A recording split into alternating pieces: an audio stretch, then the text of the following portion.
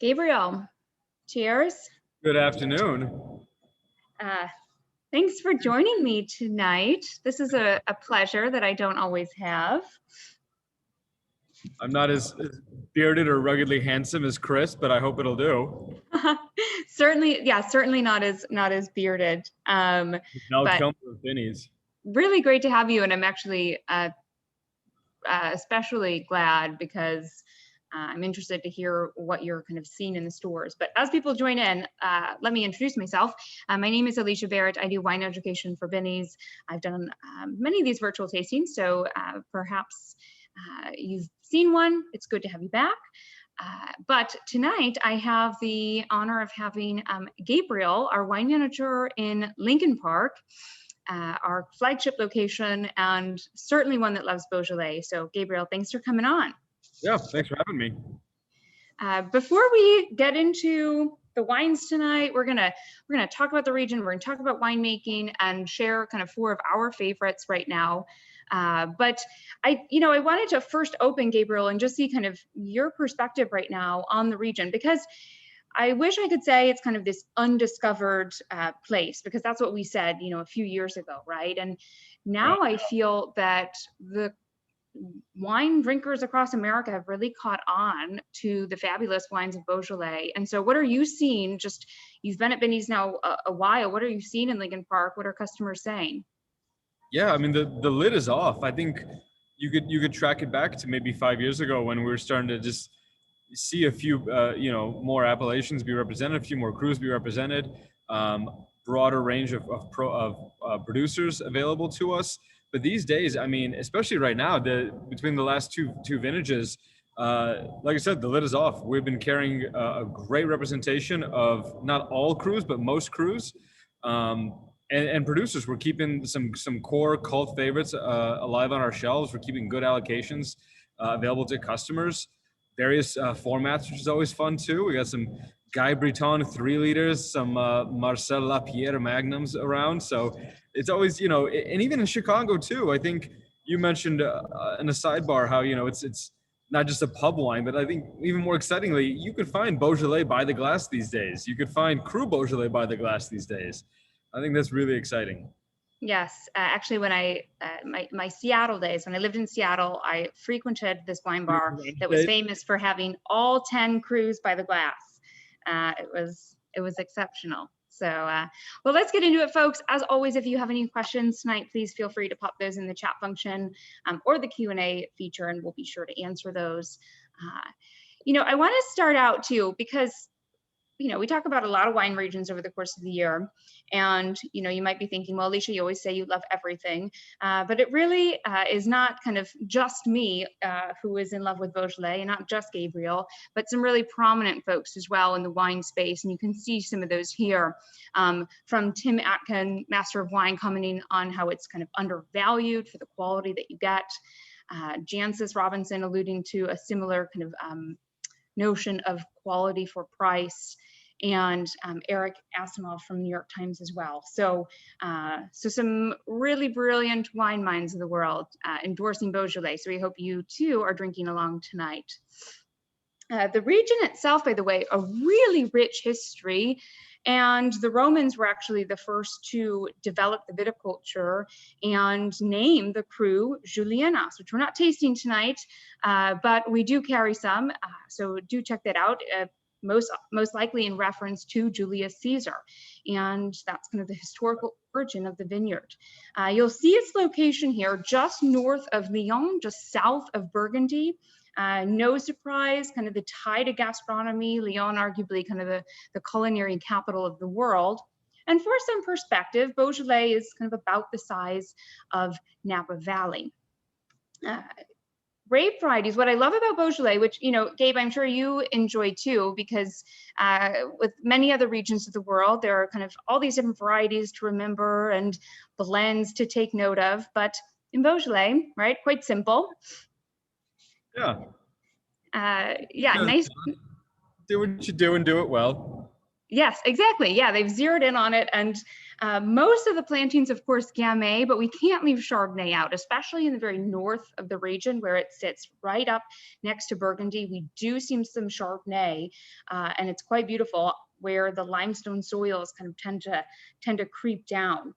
So look out for that. They're also making rosés from the Gamay. Today, though, we're doing 4 red wines, all from the grape variety of Gamay. And it found its home in Beaujolais hundreds of years ago, especially when it was outlawed in Burgundy by Philip the Bold. And it really was kind of for the best because it found its home on the kind of granite soils of Beaujolais in the slightly warmer region further south. And as a result is making really beautiful wines.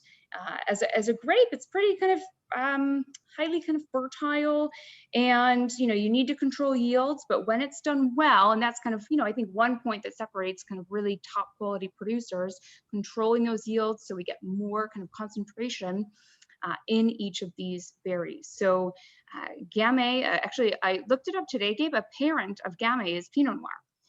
So yeah, they are cousins, if you will.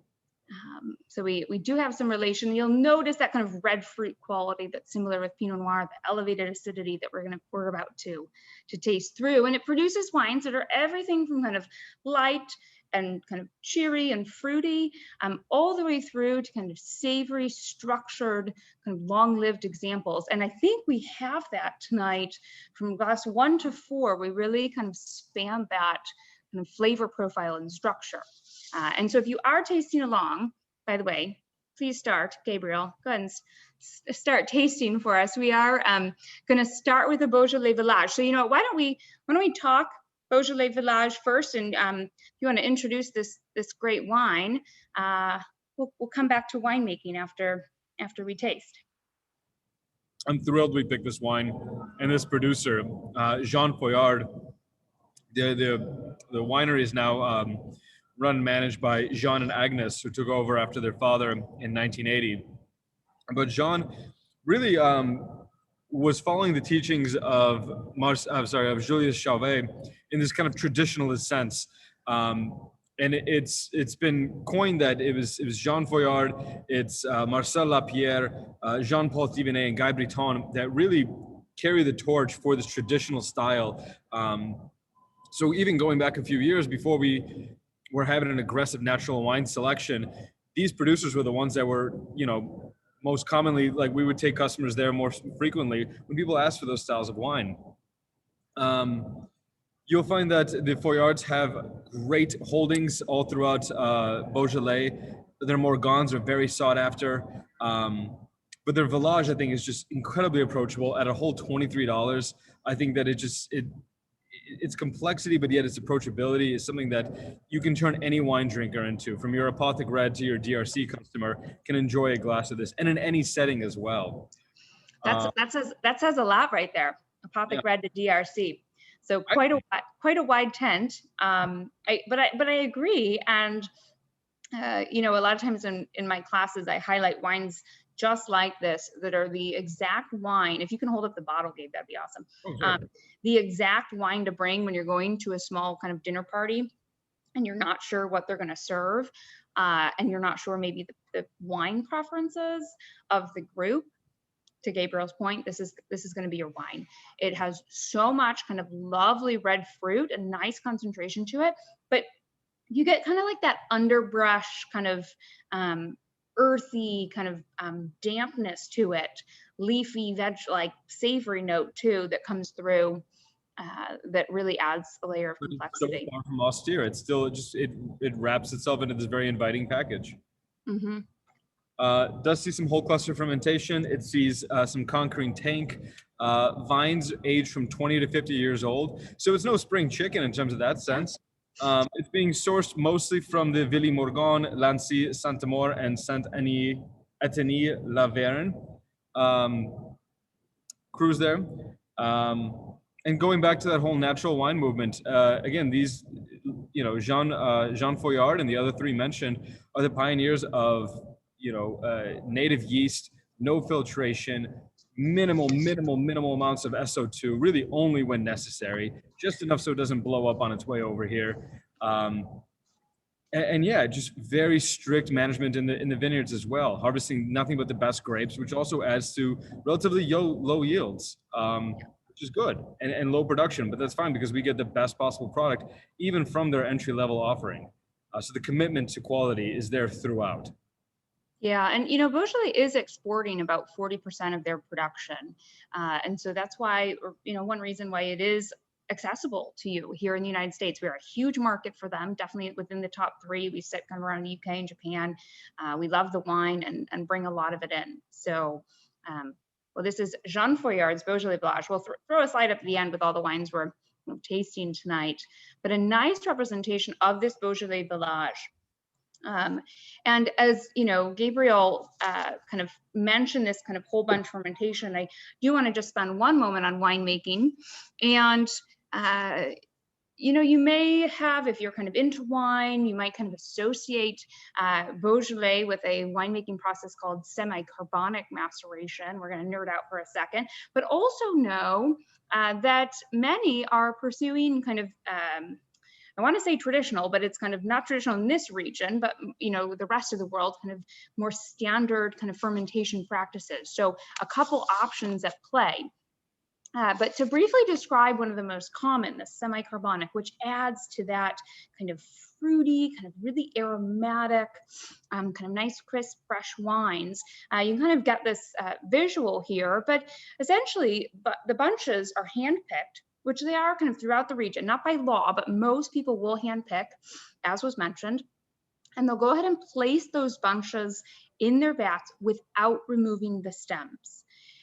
The weight of those bunches, which you can kind of see pressed down, and those bottom bunches will go ahead and be crushed, releasing juice, and kind of natural yeasts that are present there will go ahead and start kind of your regular alcoholic fermentation. So nothing kind of too new here. However, a byproduct of alcoholic fermentation is carbon dioxide. This rises in the vat. It surrounds the berries at the top that are preserved, and that causes an intracellular fermentation.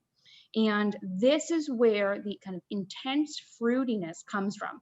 Once inside the berry, it reaches about 2% alcohol, it'll go ahead and kind of burst at that point.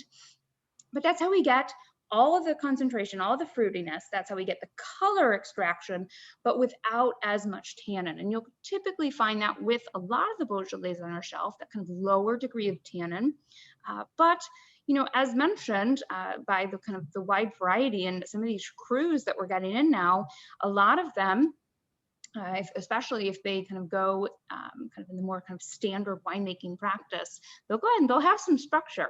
And as we get to our kind of last wine here, our Morgon especially, they're framed and they are quite ageable. So you'll get some chew, you'll get some grip, and I mean, alcohol levels have definitely started to rise a little bit in the region. I think folks are also harvesting later and later as well, kind of retain a little bit more structure to some of those wines, especially in the crus. But there's always a finesse to Beaujolais, and I think part of it might come from some of some of that carbonic in some of those wines.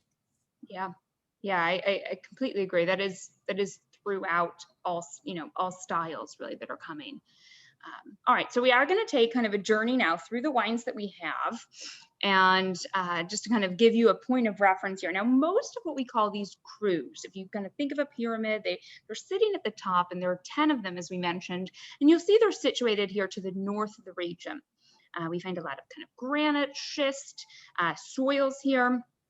And this tends to be where you do kind of spend a little bit more, and you'll just find the name of these crus on the wine, okay? I won't say Beaujolais, I won't say Gamay, but just the cru, and you will now know that it is in fact Beaujolais. Just to the south of those colors, you'll see kind of the lighter purple. That's Beaujolais-Villages, which we just had. And then all the way to the south, where we kind of leave some of the more hillier areas of the north, we get kind of richer soils, a little bit flatter, the kind of broader AOC of Beaujolais. So 12 AOCs in total here in the region. We are not tasting Beaujolais, but here it is, all the way down to the south, and quite a high amount of production here. 72 villages that can kind of pour into this AOC. Gabe, any thoughts on kind of when you would go ahead and have just a Beaujolais AOC? These are on the shelf for what, 10, 12 bucks, right?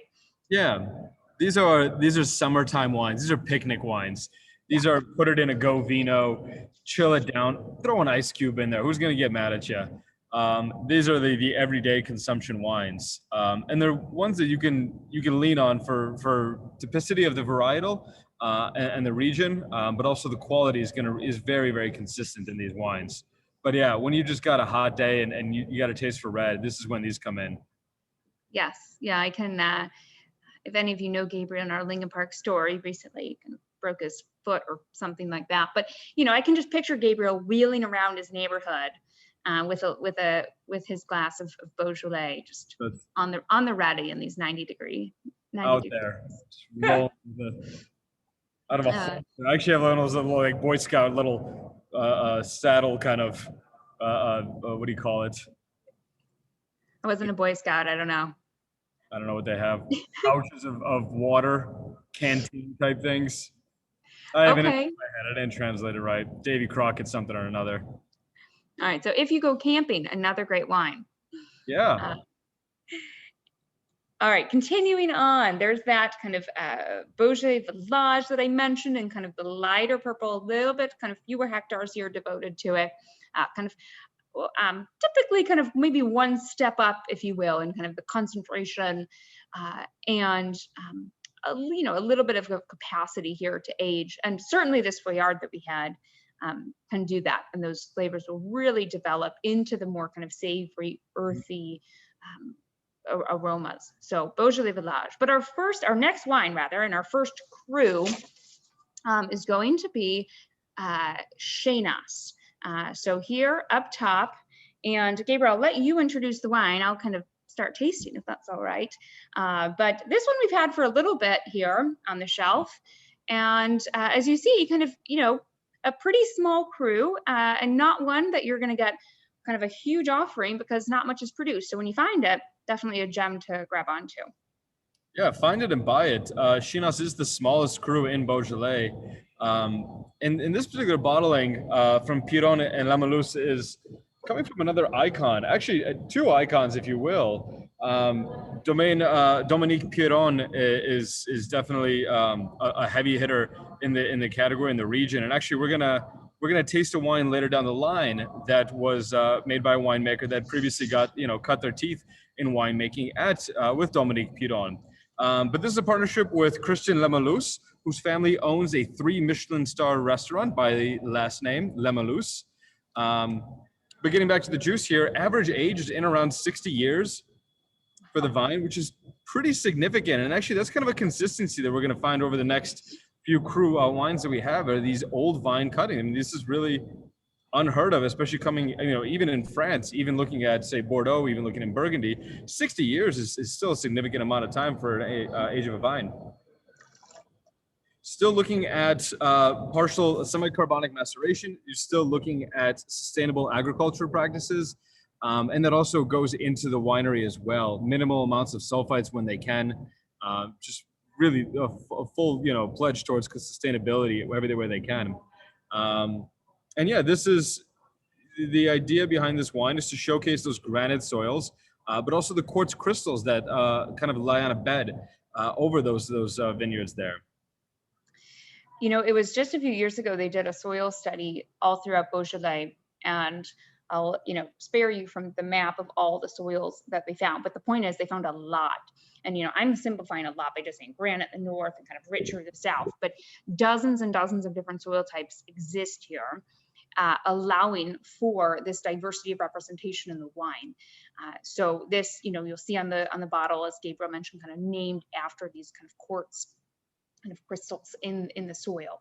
Now, one of the biggest differences for me going to this wine, I'll be interested to hear what you think, Gabriel, just structurally, you start to feel the tannins really kind of give some weight to the wine.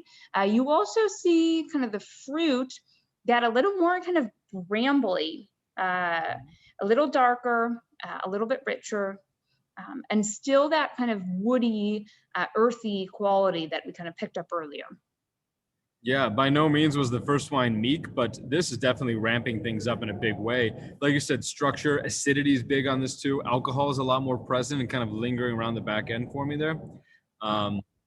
But yeah, all those qualities you were mentioning there, and also this kind of, you know, you see this more, this stony minerality come through to it. Yeah, Gamay is really a varietal that takes to its terroir well. This is a great example of that. I like this a lot. And, you know, I think if you are someone who maybe you're familiar with some Rhone blends from the south, or even if you like, you know, Nero d'Avola from Sicily, you know, I think you'll find these wines very much up your alley. Would you agree? Yeah, kind of that density you would anticipate from, say, Nero, from even some something like a Carignan-driven blend. You'll definitely find that in this wine. Yeah. Fun, and it's old $21 on our shelves. This is a really interesting bottle. This is a fun bottle. Yeah, so 21 bucks. I think it's excellent. And in the spirit of Beaujonomie, I will throw out this kind of spirit of sharing, all about food too. There's a great kind of cookbook out there on vine pair for pairings with all the Beaujolais crew. And Shanos, they recommended an oxtail pepperdelle pasta. And I just thought that would be divine. And shows, you know, a lot of times we'll talk about Beaujolais as one you can kind of put a slight chill on and throw with different dishes and some lighter fares. But we want to highlight that this is, they can be serious too. And that food pairing, I think, shows that I think would go really well with this wine. Speaking of temperatures, I think this is a great argument for playing around with temperature, because I think at 14.5% alcohol, if this was a little bit too close to room temp, I think you'd be starting to get a little muddled. There is some power behind there, too warm, and this is going to show pretty aggressive. Yeah. Too cold, and I think it might just show too much acidity and be a little bit too, you know, linear, but right there in the middle is great at whatever temperature the bar is at right now. There goes. So Gabriel's personal invite to store your wine at the Lincoln Park, at the Lincoln Park Tasting Bar. Yeah. No, it is a nice cellar temp back there. So keep these on the slightly chilled side for sure. This is a good seasonal transitional wine. This could take you from summer into fall pretty easily. Yeah, you know, I was thinking about that as we're wrapping up summer. Definitely wines for summer, but you know, these are kind of, you know, famous wines, especially as we get into the Thanksgiving time. So you can keep them for a while. All right, let's go to Moulin-à-Vent next, Gabe. Yeah, please. The sweetheart of Beaujolais. Yes. The queen. So this one here, of course, getting its name, you'll see in kind of the graphic on the bottom right, but from this kind of windmill that sits within the appellation. And kind of this pink granite really stands out. It's quite a lot of pebbles as well. But this is really noted. This and our next wine from Morgon are two of kind of the longest lived, most structured crus that you'll find. And so, you know, if you're newer to Beaujolais and maybe you're not a fan of, say, Pinot Noir or Grenache or Nero d'Avola or kind of these kind of lighter, higher acid, red fruit driven wines, these would be the crus to start with because they're going to have more kind of oomph and power to them. And I think we'll definitely find that in this wine. And Gabe, I'll let you take us through this producer. Yeah, this is another one of those founded by Jacques Janaudet, who passed away. It's now led by his wife, Evelyn, and son. This is the most famous vineyard that they own, but they do have several other holdings. This is still another huge commitment to sustainability in the winery, but also to following that natural wine, program when they get back to the winery. We're seeing that sand, that schist be very prominent there, but also that pink granite that separates it. And I think that gives it overall, just a different complexity. It's really exciting, actually. And again, you're looking at a fairly old vine on here. Again, they're averaging around 60 years old for this. So I think that definitely helps with the intensity, helps with the quality of the grape, lowers that yield, and you're really getting great quality grapes at the end of it. Yeah. This is done, again, traditional semi-carbonic on this one. Most things are done in large fat. This will go back into large foudres after that, versus some of the other ones that may have seen slightly smaller barrel fermentation. Okay. You definitely, I think the texture and the fruit profile of the wine is quite different from the previous. I find the fruit kind of to be almost fresher, kind of crunchier. Yeah, crunchy. It has that kind of a juiciness to it. It's not kind of dark and brambly like the last one. Granite coming out, I think. Yeah, it's yeah, I think that kind of crunchy texture adding to it. The acid is just carrying the day throughout the wine. I would say this is showing, I mean, compared to the last one, this is mega acidity compared to the last one. Yeah. Yeah, really elevated. And so, you know, when you're thinking kind of about, I also, there's a slight kind of herbal quality. I'm thinking about kind of like roast chicken at the moment, especially with kind of an acidic kind of glaze or sauce or something like that. I think would go really, really well. And there you have it. There's the bottle from Beaujonomie. So Moulin-à-Vent, kind of structured and elegant, as it says, and I think it really applies very much to this wine. But lovely, and I think all of $20, right? Yeah, a whole $20. There's an old vine bottling that they produced from Moulin-à-Vent, and I think that starts getting into like that 80-year-old vine category. But I think regardless, even for what they're considering a younger vine, this is a great contender for a couple of years of age. Next 3 to 5, I think we'll do a lot of fun things to this wine. Yeah. And, you know, some from this crew and some from Morgon as well.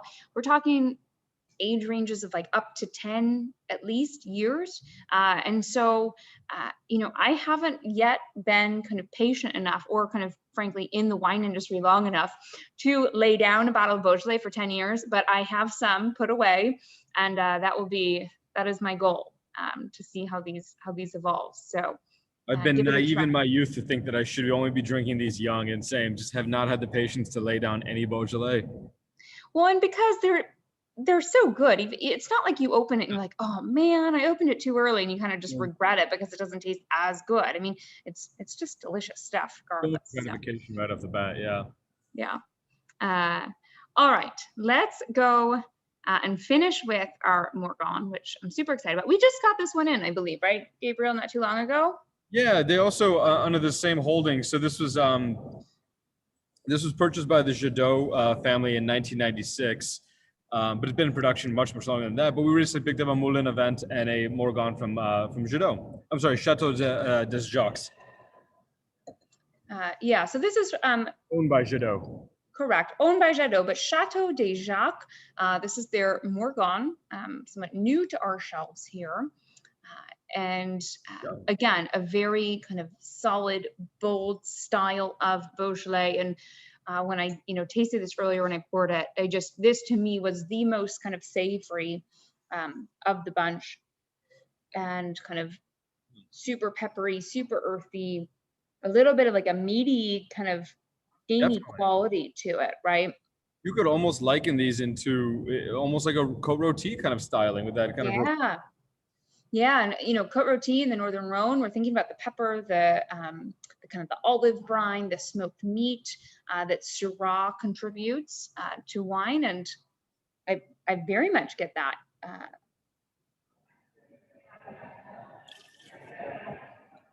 Yeah, this is actually very well. I mean, I feel like it's fairly harmonious right now.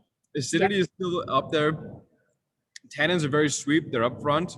They're not too aggressive. There's enough to let you believe that it can age for a little bit longer. And that purity of fruit is just constant, even as these kind of layers of savoriness come in and out.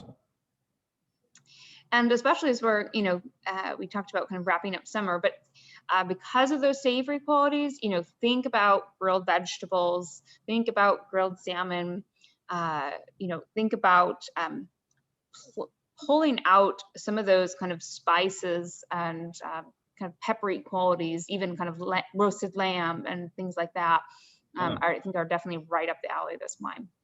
Or think about a big old fruit plate for dessert. Mixed berries, some plums chopped up with some dark chocolate and some roasted nuts in there. This could turn into a whole nother meal. love that Gabriel's mind goes to fruit plate for dessert. Mine's all about the cheese, but all right, you're the healthier of the two, I suppose. This is how we all work together here at Binny's. But yeah, I mean, together, the fruit plate with the cheese, there we go. And this is your go-to. And because of that fruit concentration, you're so right, you can pull that off. There's enough fruit there, and we talked about how that's achieved, and very much a character of Gamay, that you can go ahead and anything with kind of a fruit kind of base sauce, or even on its own, that little bit of sweetness in the fruit, it'll be just fine because of the intensity and the concentration here, even though it's, obviously a completely dry wine. Yeah. At least from what I've been tasting of Morgon lately, I think there's definitely more intense expressions out there on the market. Yeah. When you look back to, say, the Foillards or the Bretons, I really like that. I mean, this is, $26.99. I think it's fairly priced. I think there's a lot to offer in this wine. Yeah, this is really well made. I'm actually surprised with this. Yeah, this is my first time having it. I'll throw up a slide as we kind of wrap up here this evening. But Gabriel, favorite, any or other kind of general thoughts? I actually think everything was showing really well tonight. Yeah, I mean, Beaujolais is one of those categories that, as we see, when we get a few in, we get more than a couple. You'll end up either seeing the same producer across several different crews, or you'll see several different producers come in at once. My thing with Beaujolais is you want to try them all once. You definitely want to jump in there, and not even just to get an idea of the vintage, just to kind of revisit everything, because I don't think there's a bad one in the bunch usually. And then everyone's got their sweethearts. Everyone's got their ones that they enjoy the most, crew wise. I personally really love Fleury. I love Moulin-à-Vent, but I won't stray away from Reginae either. If I had to take one of these home with me tonight, it'd be the Beaujoais-Villages. It's fresh, it's friendly, it's still hot outside, and I think this it still has enough to complement pizza. It has enough to complement a light salad. It has enough to complement a cigar. I think it could do it all. Yeah, and I was just yesterday kind of tasting some red wines with foods that we often kind of recommend people pair white wines with. And if you're just not a white wine drinker, and people are putting kind of Indian food or Thai food or Chinese in front of you, ordering these takeout dishes, and you come in and a common recommendation will be like, oh, here's your off-dry Riesling, or whatever, to kind of deal with the spicy qualities. If you're a red wine drinker and you're like, nope, none of that, this is going to be your jam. For sure. So awesome wines. I'm going to throw them up on the screen. Gabriel, thanks so much for your time. Thanks for having me. Really appreciate it. And everyone, get out to your local Binny's and shop Beaujolais, buy a few crus, or the very friendly Beaujolais or Beaujolais-Villages, but all there for you at your store. And thanks for tuning in. Check out our website for future virtual events. Always a pleasure. Thanks, Gabe. Bye.